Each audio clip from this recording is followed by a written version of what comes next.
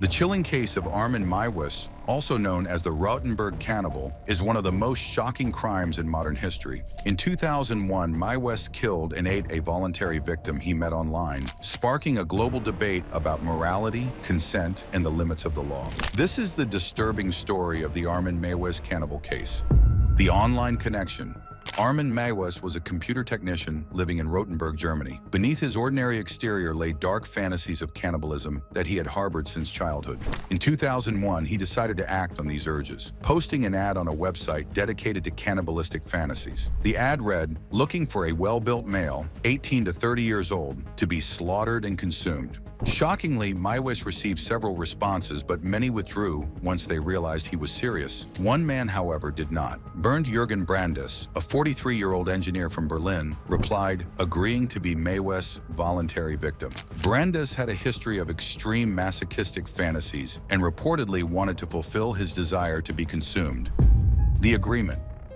After weeks of communication, Brandes traveled to Meiwes' home in March 2001. The pair allegedly discussed their plans in graphic detail, with Brandes giving full consent. Meiwes recorded the entire event on video, a chilling piece of evidence that would later be used in court. To prepare for the act, Brandes took sleeping pills, painkillers, and a large amount of alcohol to numb himself to the pain that was to follow. Meiwes then attempted to sever Brandes' genitals, which Brandes had specifically requested. However, the process was gruesome and far from surgical. Using a knife, Meiwes struggled to complete the act cleanly, causing Brandes immense pain and severe bleeding. Despite this, Brandes reportedly remained conscious for some time and even tried to eat part of the severed flesh alongside Meiwes. As the bleeding continued, Brandes' condition worsened. Meiwes allowed him to lie in a bath while he grew weaker. Reportedly, Brandes drifted in and out of consciousness over several hours, eventually pleading for Meiwes to end his suffering. After waiting for hours and realizing that Brandes would not survive his injuries, Meiwes decided to kill him. He stabbed Brandes in the throat, ending his life. Meiwes then hung Brandes' body on a meat hook and began dismembering him, meticulously preserving the flesh in his freezer for later consumption.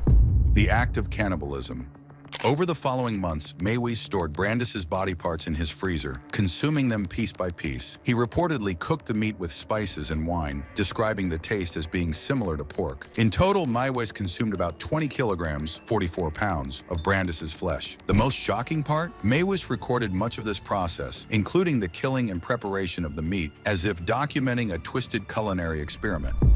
The arrest.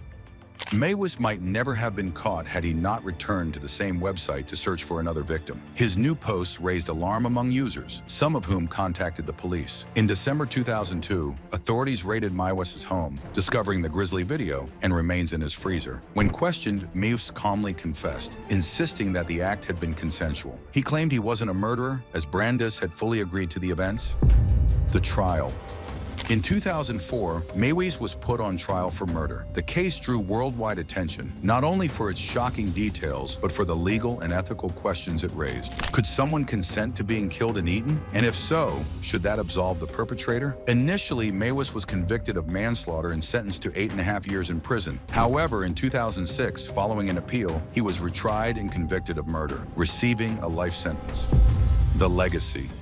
The Armin Meiwes case remains one of the most bizarre and disturbing crimes ever recorded. It highlighted the dark corners of the internet, where fantasies can become horrifying realities and raise questions about the limits of consent and human morality. Meiwes remains in prison today, reportedly a model inmate who regrets his actions. He has become an advocate against cannibalism, claiming that his case should serve as a warning to others with similar fantasies. The case of Armin Meiwes is a chilling reminder of how human desires can take horrifying turns when left unchecked. What do you think about this disturbing case? Do you think Meiwes was rightfully convicted? Share your thoughts in the comments and don't forget to like, subscribe, and turn on notifications for the Crim Vault.